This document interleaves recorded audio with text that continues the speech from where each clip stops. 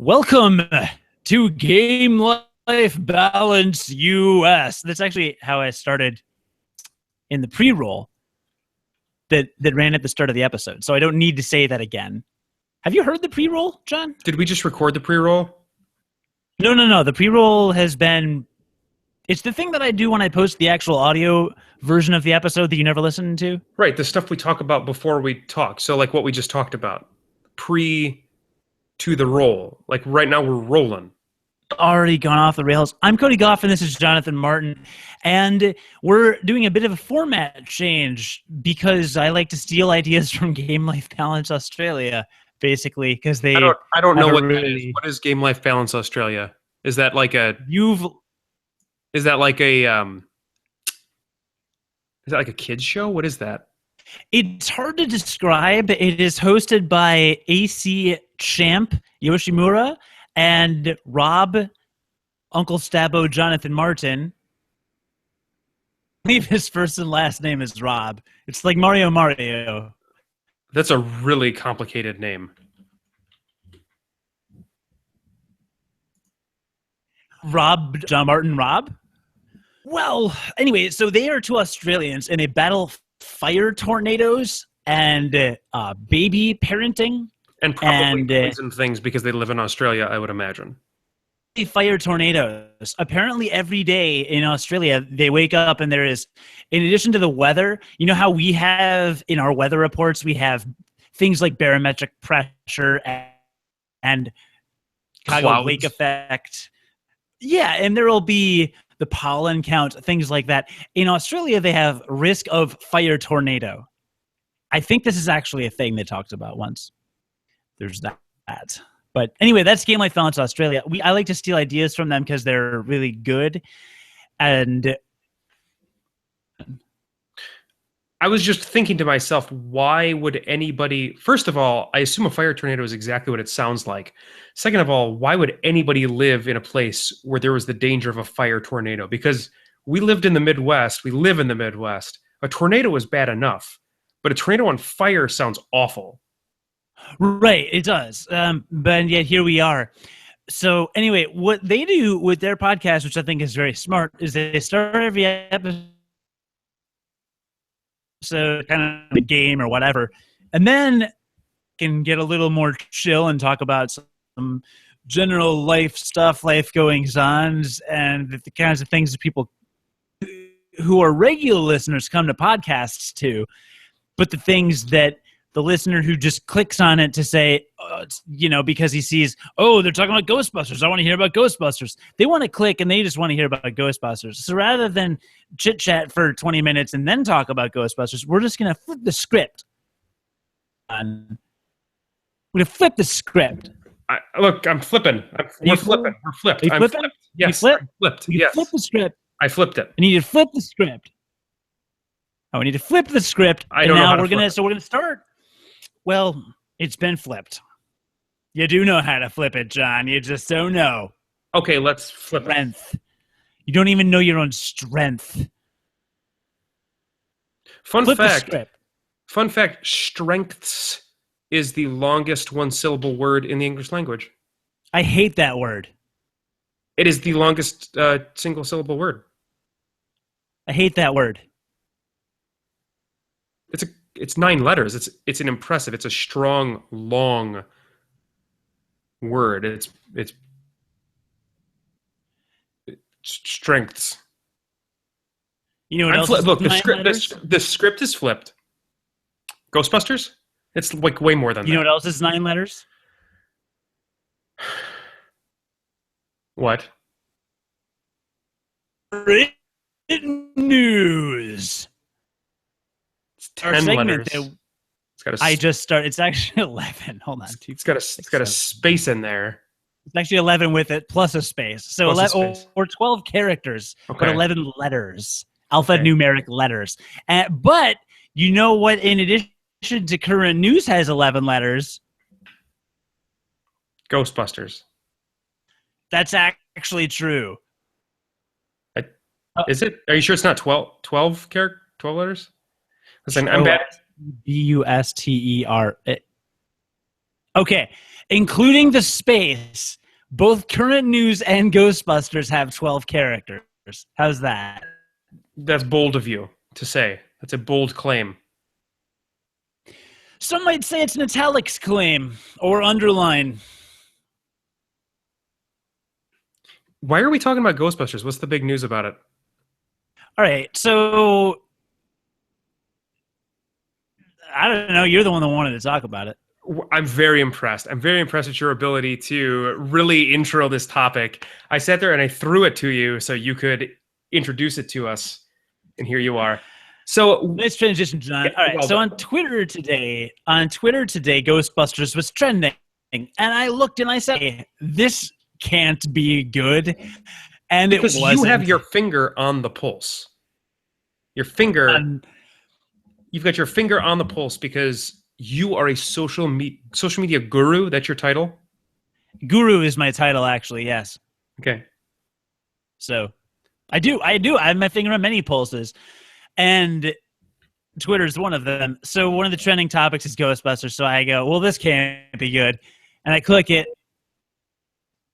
The cast of the all-new Ghostbusters is going to appear on Ellen, which, okay, they announced a publicity event. That's fine. Everyone does talk shows. This is a regular thing.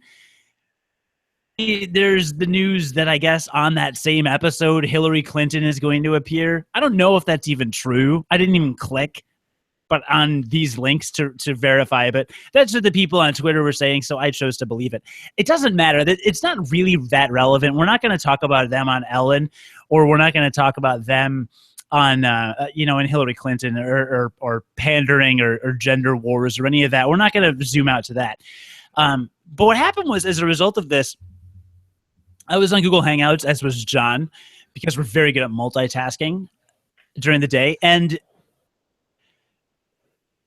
I made a couple. You opened the conversation because you saw my tweets, I'm assuming, right? Yeah, correct. Okay, so John saw a couple tweets. I retweeted a couple people that were kind of sarcastic. One of the tweets was from a guy, and I believe it said something like, really upset about the new Ghostbusters because the only thing I liked about the originals was the fact that it was for men, or something like that. It's just basically people making fun of everything. And so you opened a conversation with me, and you didn't understand why people hate so hard, right? I didn't understand why people already hate the new Ghostbusters movie so much when it hasn't come out yet.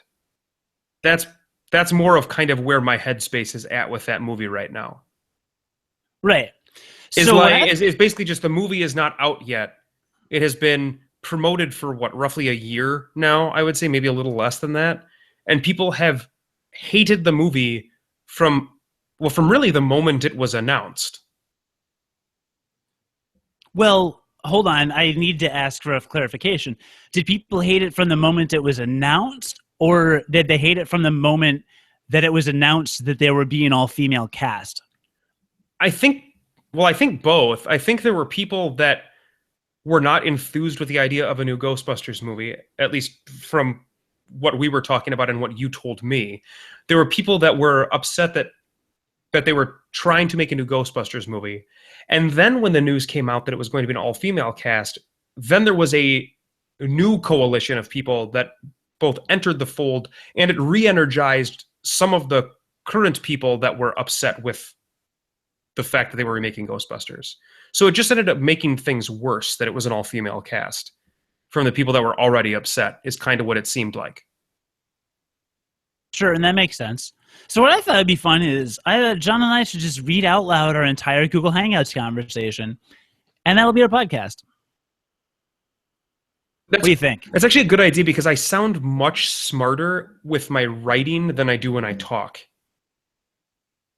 Well, I'll use this as a launching point, and I will quote you because this was hilarious. I did actually laugh at my desk at this thing you said. And this is from Jonathan Uncle Stabbo Martin, and I quote, "The internet doesn't make sense to me sometimes. Like, I get the talking to friends and saying something like, man, that idea sounds stupid. Because that's you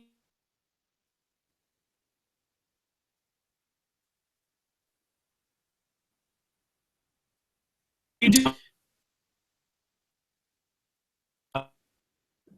So you totally froze, as you usually do. The man that I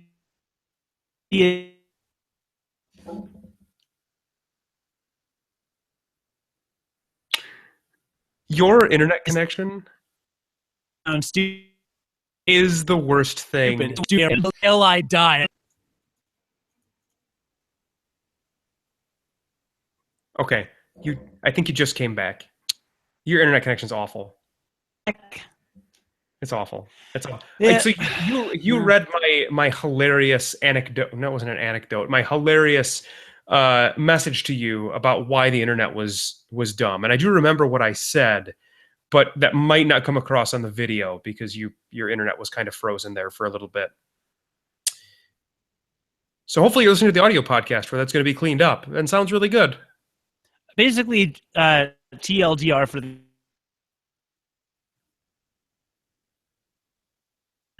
year. Why did it die on? This is the sword I fall on. Like it's this massive, like it's the most important thing that's ever happened. Like my battle in life is going to be this Ghostbusters movie and raging against it and telling people why they're wrong.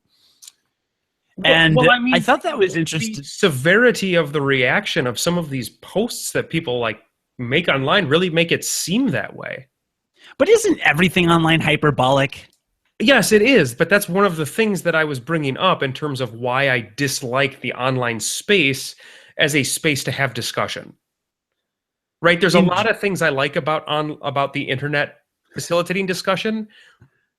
I would say without writing them down, like writing down a list, that there are far more things that I dislike about the internet as a place to have discussion.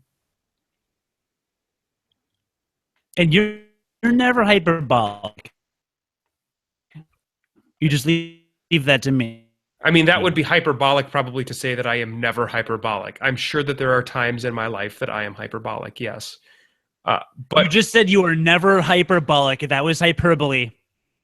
Caught you. That's actually what I said. I wasn't. I actually said I didn't do that because that... Never hyperbolic. So I would say that I might be hyperbolic about some things, but I don't see myself getting hyperbolic about stuff like movies and video games. Like at the end of the day, to me, even the video games and the movies that I am the most passionate about, I don't go to bat for them like they are the most important thing in my life, if that makes sense. I don't have anything against people that do either. I really don't. If you are that passionate about something, Godspeed to you. Like, I love that you, as a person, I'm using the royal you here, I'm not referring to you specifically, unless you specifically are like this. But if you love something so much that that is like part of your inherent identity, that you identify with the like the characters in it in a way that helps you to validate yourself, like good on you. Like, that's great that you have found something that you're that passionate about. Everyone should be able to find something that they are that passionate about. I can really believe that. I really do. And if that's Ghostbusters, for God's sakes, great. And maybe I was poking a little fun at people that were like that, if that's what I was saying there. But really, I mean this when I say it, that like if you love if Ghostbusters is that important to you, like the original Ghostbusters, one, I don't understand it, but that doesn't mean that you're wrong. It just means that I don't understand it. But two, good for you for being that involved with a franchise that you love it that much. Like, good for you. That's great that you like it that much. I don't understand it, and that's fine. I don't understand a lot of stuff, and that's fine.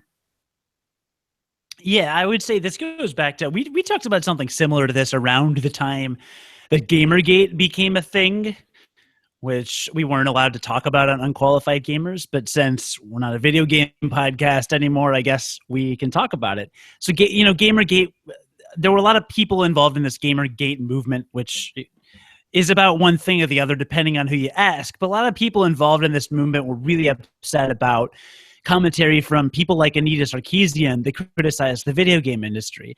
And a lot of people in the movement as if it was a personal criticism. Conversations you had a hard time necessarily understanding, and some some video game journalism outlets talked about this too, from varying angles, that some people were just able to understand and other people weren't. When you closely with something, that it becomes kind of a part of your identity and who you are, that when it gets attacked, you almost by association kind of get attacked. Like, when you tell me my internet is terrible, that, I don't know, like, I don't have any pride for my internet. I'm not responsible for my internet service. I'm not the provider. I'm the one that's got it wired kind of shoddy, and my router is 100 feet away from me because my apartment's extremely long. I don't know if you've heard that, but it still is this like almost personal gut reaction I have when you say something about my internet, even though it's completely, there's no logical reason for that to happen. And I think people feel that way. I mean, if you spend 300 hours playing World of Warcraft in 6 months, and I tell you, yeah, I didn't really like that game. I thought it was poorly programmed. I think it's crappy. I think the storylines are really bland. I think the textures are stupid. And I start to trash it. Maybe you don't feel anything, but I would imagine most people almost go up a little bit. And it's about a psychology/philosophy book about how people's minds operate, basically. And it says instinct and gut reactions always come before logic. So sometimes something upsets you and you don't have any logical reason why.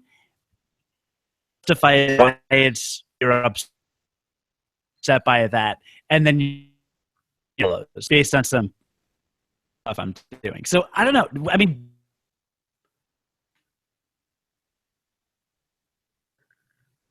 do you never? Sorry, you're legitimately cutting out really bad. So I'm missing a lot of what you're saying. I think I got the general gist of. I think I got the general gist of what you were saying, though. But a lot of that, unfortunately, cut out, and you'll probably see that when you're looking at the video. So I've read plenty of criticism about. When we were talking today, I said that the video game with which I most invested myself was definitely World of Warcraft. I ended up leading raids in a guild for quite a while. I have easily over 100 days played of that game, 100 days worth of actual hour time played, probably closer to 200. I mean, it's a lot. It's a lot of time that I have invested into that game. And I've read plenty of criticism about why that game is one, not good, or two, no longer good. And that doesn't affect me personally. I read that and I look at that kind of criticism and I say, that is the opinion of this person or the opinion of this outlet or whatever, but it doesn't affect my enjoyment of that thing. And that was kind of what we were talking about today, was there are all these people that are so upset about the new Ghostbusters movie and about the idea that they're making it and they're changing a bunch of stuff and that it's going to be an all-female cast and it's going to be nothing like the original and a different type of director and et cetera, et cetera. And I said, yes. And for me, in my opinion, that doesn't change at all the quality of the previous products, of the previous movies. So if this new Ghostbusters movie comes out and it's awful, right? It's just terrible. It's as terrible as everybody on the internet thought it was going to be. And it's just a really bad movie. It does not take anything away, in my opinion, from the original Ghostbusters or Ghostbusters 2, which was honestly not that great of a movie, in my opinion. I didn't think it was that great. But the original Ghostbusters is wonderful. I would still go back and watch the first Ghostbusters and enjoy it, I'm sure, just as much. Because that movie's awesome. And you brought up the same thing like Indiana Jones, the fourth Indiana Jones, Kingdom of the Crystal Skull, which was not very good. But it doesn't take anything away from the first three movies at all. Those movies still exist in their original forms and are still amazing. I get what you're saying, and I actually agree in a lot of cases, right? Yes, the original Indiana Jones trilogy is still amazing. Yes, the first Matrix movie is still probably a really good movie, despite the second two Matrix movies being god-awful and barely watchable. So I get that it doesn't ruin the original product, but I don't think that's what people get upset about. I think people get upset about the overall quality of a thing that they identify with in one way or another decreasing. For example, I consider Battlestar Galactica an average show. And I say that knowing that the first and second season are two of the best seasons of television ever to air. But season 3 is not that great, and season 4 is quite frankly awful. And the series finale is quite frankly awful. And when you have interviews where the writers are saying things about, like, literally saying, we don't actually understand what happened in the ending. We don't really know what that was supposed to stand for. There's no clue. It's just so bad. Then I have to look at Battlestar Galactica, and when people say, should I watch it? I say, eh. And I feel But then why can't you say, watch seasons 1 and 2, end there?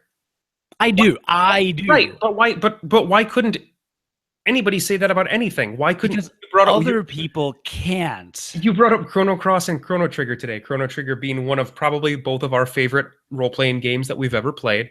Chrono Cross being, in my opinion, a pretty good game, not nearly in the same caliber as Chrono Trigger. And you said that you said today, and I don't know if you were being 100% serious, but you said basically that took away from the overall feeling you had about Chrono Trigger. And my response to you is, why can't you just tell somebody, hey, if you're going to play the Chrono Trigger series, Chrono Trigger and Chrono Cross, and you don't think Chrono Cross maybe is that great of a game, why don't you just tell them, you can skip Chrono Cross, it's not that great, but Chrono Trigger is phenomenal. You should play that. Go play that. Because my enjoyment gets affected in Chrono Trigger, because in Chrono Cross, they kill most of the original cast of Chrono Trigger. Okay, so I understand. Like, I understand. I play Chrono Trigger, and I get to the end, and I am robbed a sense of victory. This is my problem with the Mega Man series as well, just storyline-wise. By the way, all the Mega Man games and Mega Man X games are pretty fun, but storyline-wise, I hate it. Because, Mega Man is about a robot, a mad scientist that builds a bunch of robots. It's a robot. A robot that uses robots for evil, and then you defeat the robots, and then you save the world. Mega Man X is about how basically evil Reploid robots came and killed everyone. All that heroism and all the heroic deeds that I did in all of the Mega Man games were for not. That just happens anyway. And then the Mega Man Zero series is the same thing. Basically, about 100 years later, robots uprose and killed everybody, and now you're in a post-apocalyptic landscape. Or post-apocalyptic. They have had several apocalypsi in the Mega Man series. Many apocalypses. Apocalypses? Apocalyptical. That's apocalypse. Apocalypse. Apocalypticon. Yeah, okay. Apocalypse. Okay. So, and wouldn't that bother you at all to be like, oh, I just played these 8 games that were so cool, and actually no, everyone dies immediately following them? No, not at all, because the games were each individually cool. Like the games were still cool. No. Like Harry. So let's take the Harry Potter franchise, a beloved 7-book franchise, for instance. Beloved. Generally, I think people consider the first book kind of the weakest of the entire thing. But it's not like because the first book is considered the weakest of the entire series that it brings down the overall quality of the series. That's different. Why is that different? Because it gets better. That's like legitimately the same argument that we're having, though. No, it's not. No, it's not. Yeah, if you're saying basically if one bad thing exists within the franchise or series or product of stuff that you like, that it brings down the overall quality and your overall feeling of that series. That's basically what you just said. No. If the latest or one of the more recent chapters of a chronicle are terrible. But if it's the first Terminator movie is awful, but the second Terminator movie is awesome. Both Terminators are actually awesome. It's Terminator 3 where it really kind of jumps the shark. Everybody knows that. First of all, that sounds dumb because it sounds dumb.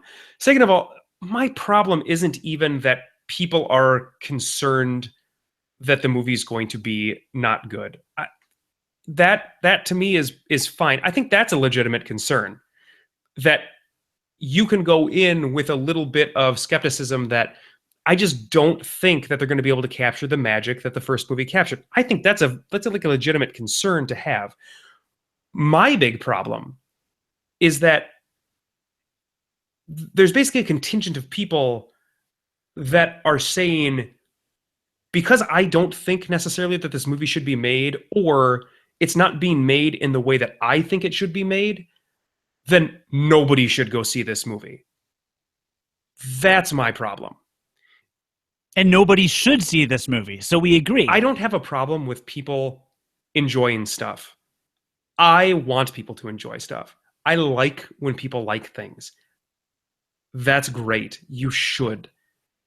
But when you think that your liking things or loving things should take away from somebody else's liking of stuff, or even possibility of liking stuff. This movie isn't even out yet. The movie doesn't exist. It doesn't exist in a finished form. There's no verdict anywhere as to the quality of this movie, when it's not even in existence yet. When your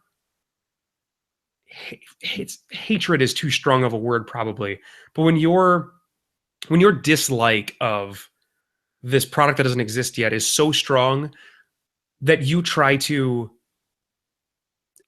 bring down the hype that other people may have for it, that's kind of where I draw the line. And I say, I'm not going to sit there and bash the stuff that you like. I don't care if you're into, I don't know, unicycling and balloon animals. I don't give that's kind of cool. I can't do that. That's kind of cool. If you spend all your time doing that, good for you. I'm not going to sit there and bash it. It doesn't affect my ability to enjoy bicycling and not doing stupid balloon animals, right? I think you're a curmudgeon and you don't like the way the kids these days talk. I don't think you like the language of the internet. We've pretty much established that that's the case. And I've said that there's a lot of things I don't like about the internet, yes. Right. I would argue that in the new language of society, of the internet, where everything is hyperbolic, people have to be allowed to say that to, one, show studios what they're thinking, and two, be able to express themselves. And I think that it is up to the people that are getting hype to just tune it out. I mean, I'm extremely excited about Civilization 6. I'm super hype about Civ 6. Comes out in September. October. A lot of people already on Reddit are trashing the art style. Oh, it looks like a cartoon. Oh, they better not make it more like Civ 5. Oh, Civ 4 was the greatest. And I see people bitching and moaning, but I don't care. And that doesn't affect me. But what that is saying is, if enough of those people start this big movement and go up to Firaxis and say, look, this is awful. This is not the way it should be. Then Firaxis will actually think of that. Think of Mass Effect 3. The ending to Mass Effect 3 was so widely panned and destroyed by everybody that they ended up going and patching and changing it and making fewer people angry. But how can you quantify the response in a large anonymous pool of infinitely created users on a variety of messages? How can you quantify that response? Social listening tools. I work with them at work all the time. Got it. Okay. Social list. You got me. I don't know what they have enterprise level tools that will scan literally billions of websites on a Boolean basis. Booleans.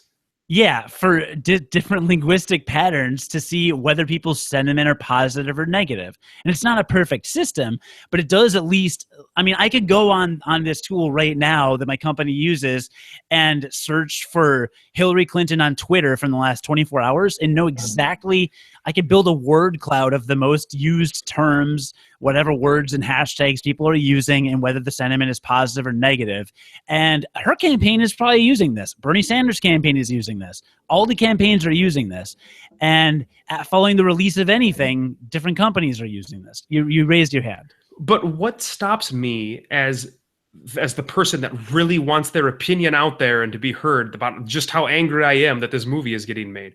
What stops me from creating 4,000 accounts on Reddit? Because that's how pissed off I am. I am pissed off.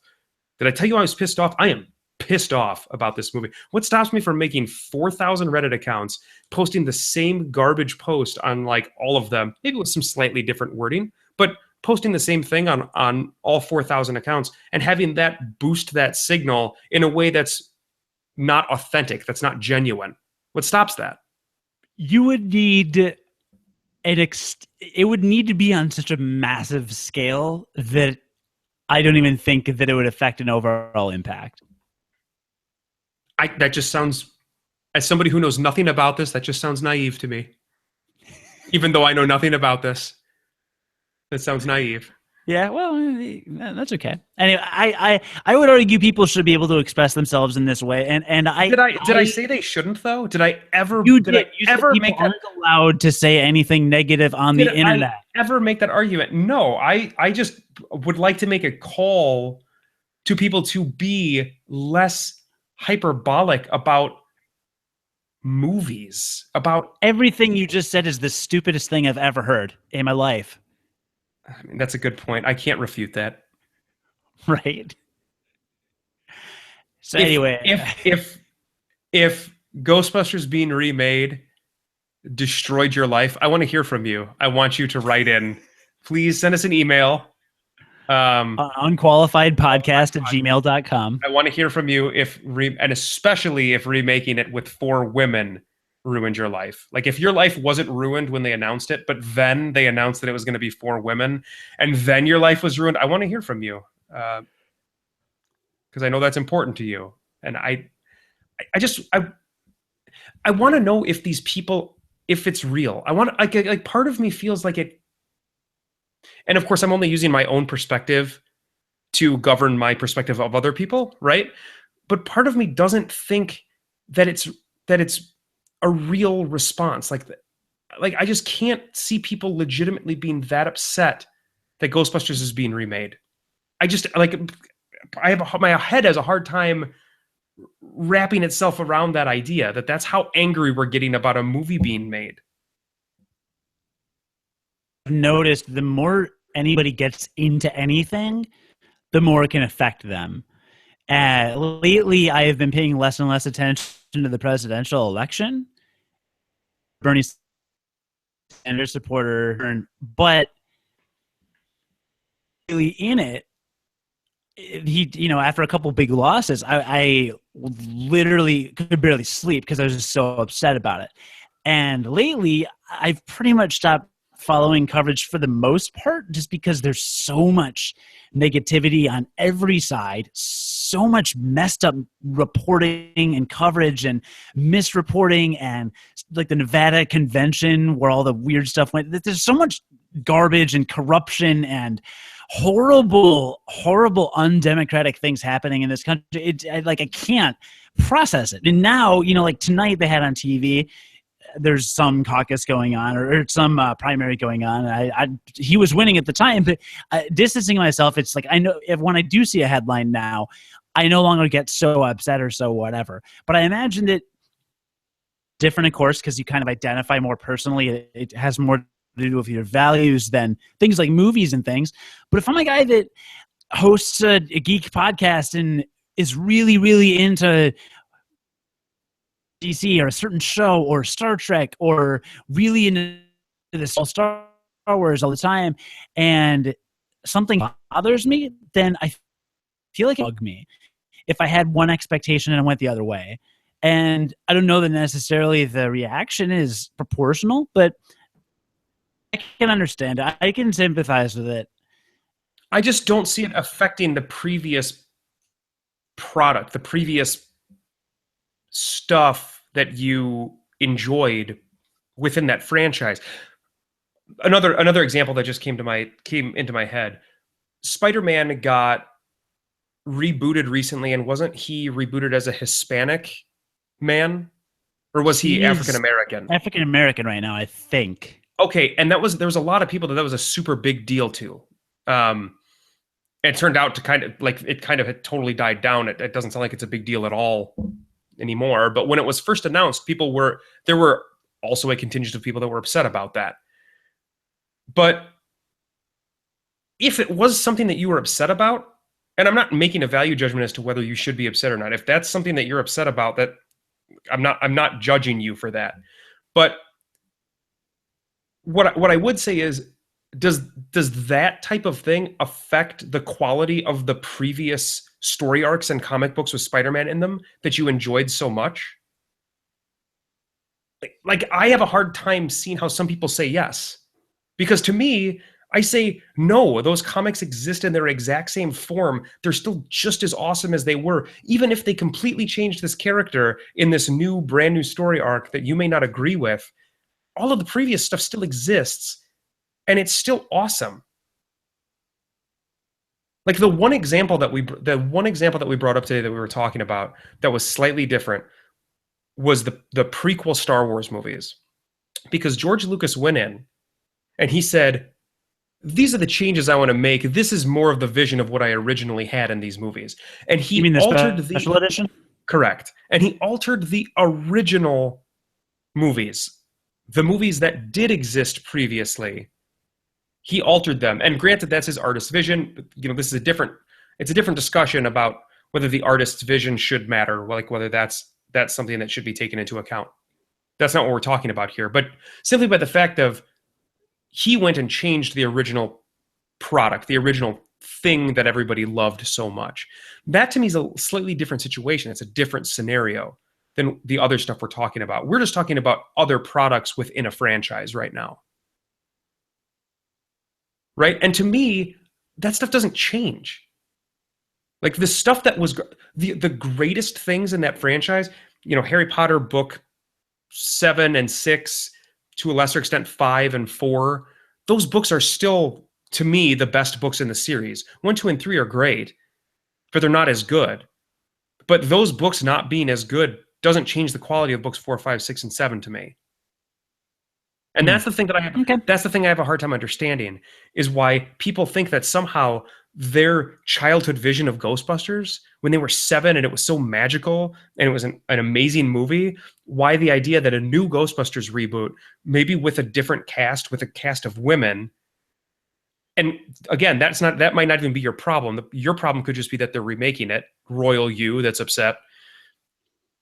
Why that suddenly colors your view of the original movie differently? That's the thing I don't understand.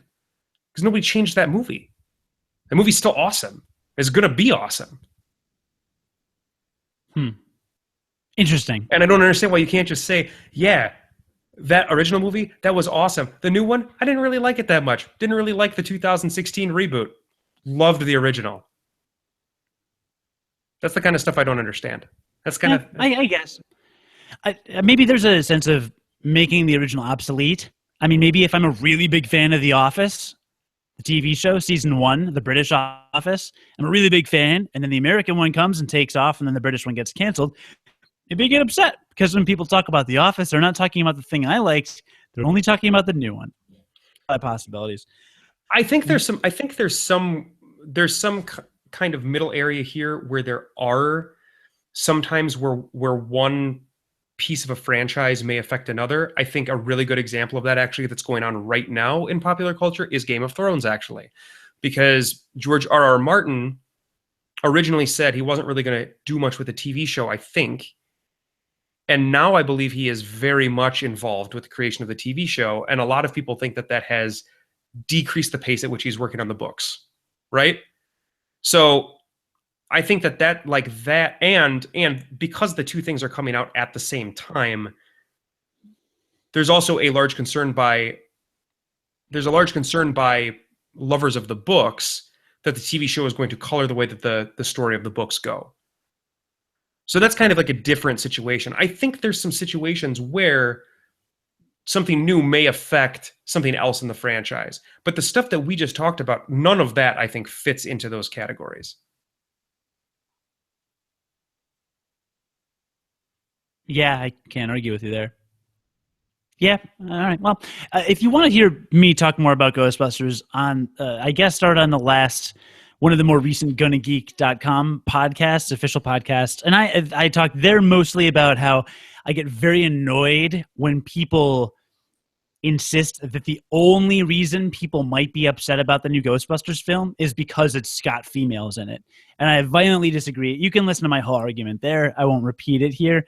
But I got some of that on Twitter today, and that's why I had a couple snide tweets about it. I'm sure some people out there, maybe that's their thing, but I found I did some Googling, because that's what I do for research. I found a couple articles from 2012, 2013, 2014. It had titles like things that never need to be remade or rebooted, or franchises that need to be left alone, or whatever. And Ghostbusters was on almost all those lists. So people were already predisposed to get upset about this before the woman thing. And the best examples I could come up with, just to wrap it up, are in terms of outrage. As soon as a reboot is announced, Willy Wonka jumps into mind immediately. I was kind of annoyed mildly when they announced the Johnny Depp one, and people love Johnny Depp. And I saw the new one, and it's not that bad, but it's not as good as the Gene Wilder. And it didn't affect my overall feelings about the original, John. I also feel like it was a totally different thing. Like, they weren't trying to do anything that the original movie was trying to do. It doesn't matter. It's still, there was a nostalgia factor that affected people. People were upset by it. I mean, people were. The Willy Wonka, Charlie and the Chocolate Factory is about a singing Gene Wilder in the 60s with a bunch of cheesy characters and musical numbers. It's not this dark Johnny Depp thing. Even though that's what the author originally intended it to be, the author who hated the original movie, apparently, because he did intend it to be darker, like the Johnny Depp version. But nostalgia, childhood. And there's also a South Park episode that completely explores how George Lucas and Steven Spielberg raped everyone's childhood with Indiana Jones 4. So I just don't think it's exclusive to Ghostbusters by any means. I think that the woman thing's just a icing on the cake that is causing way more discussion than I think even needs to happen. And I don't know. But I would just plead to people to stop being so angry. It's a movie. Shut up! I'm pissed that you would say that. Get it? That was my joke. It was a good joke. You're terrible at everything. Hey, we should do Joya Palmer.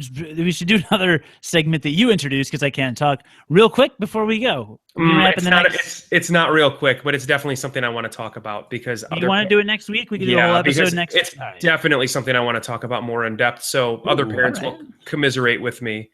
All right. Yeah, definitely. Yeah, a bit of a shorter episode this week. I had a bit of a late start. I was grabbing dinner with my brothers in town, and life stuff. I don't know. Chicago. Yeah, basically. Is there anything next? So next week for sure we'll do that, because I don't feel like coming up with content for next week anyway. And next week is going to be our last episode before we go bi-weekly. Yeah, that's right. And there's a really fun thing happening next weekend that I'm sure we'll mention in the podcast next week. We'll mention it here too, because we might.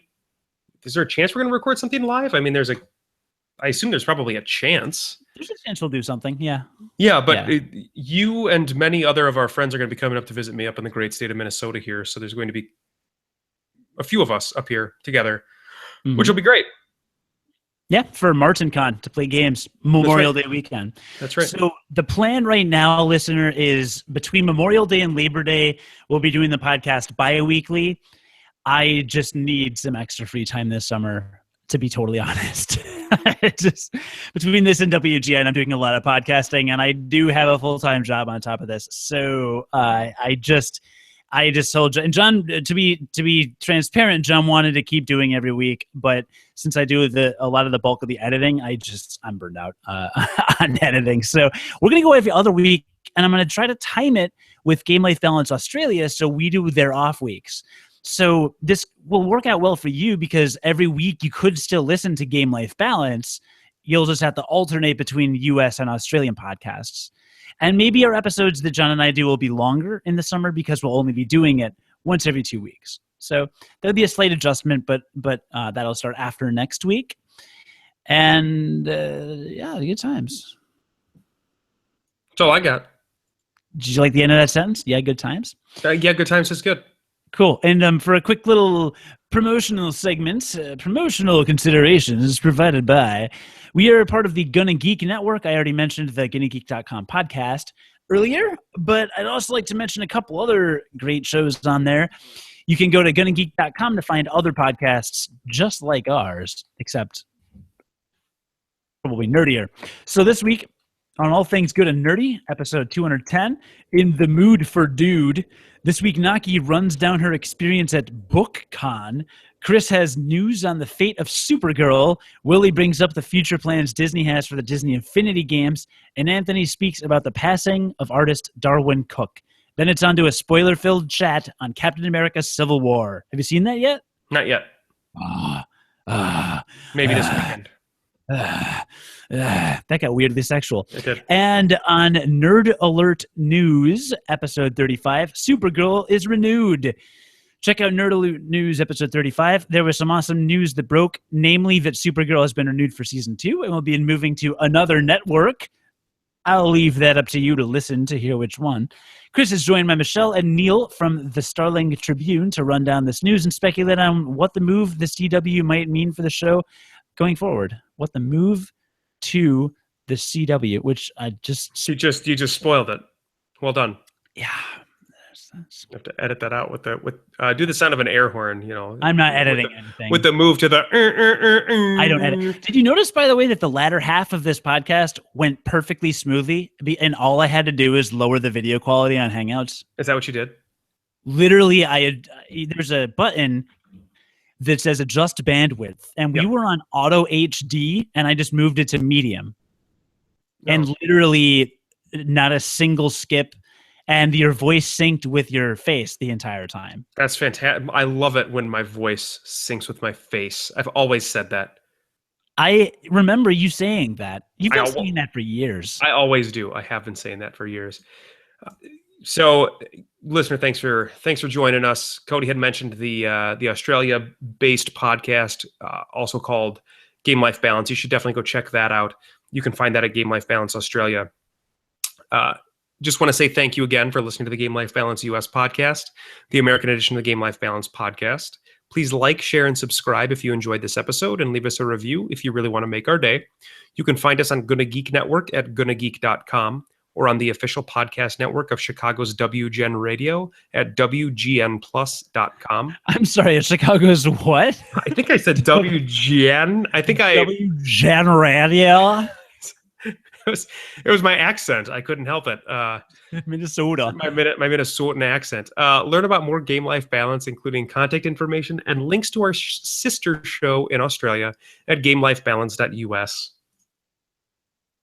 I think I pronounced that correctly. It was WGN Radio. You are up in Minnesota. That means you can more easily move to Canada once President Trump gets sworn in. I can totally move to Canada. It's not that far away.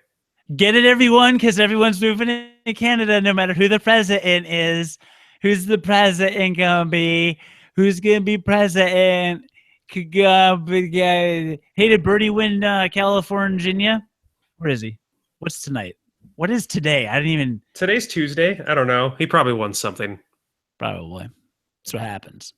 Yeah, but that mainstream media, man.